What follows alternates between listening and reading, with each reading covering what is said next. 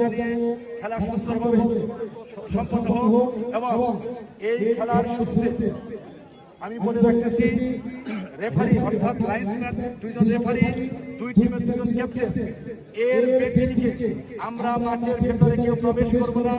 যে কোনো দলের সিদ্ধান্ত আমাদের শ্রদ্ধেয় রেফারি এবং দুই দলের ক্যাপ্টেন। আশা রাখি এর ব্যত্যয় ঘটবে না। কোন টিমের কোন প্লেয়ার ক্যাপ্টেন ব্যক্তিকে আমরা কথা বলবো না।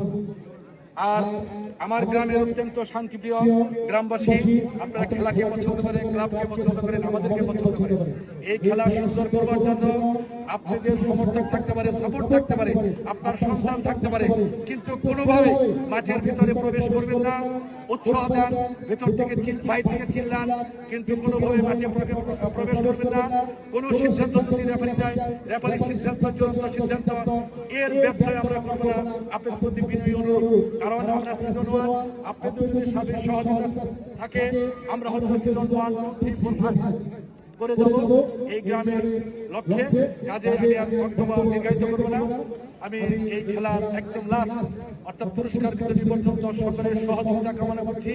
সুস্থ সুন্দরভাবে খেলা সম্পন্ন হোক। উভয় দলের প্লেয়ার এরা হচ্ছে, আমরা কেউ অনেকে প্রফেশনাল, অনেকে প্রফেশনাল না, কোনোভাবে যেন আমরা কারোকে ক্ষতিগ্রস্ত না করি।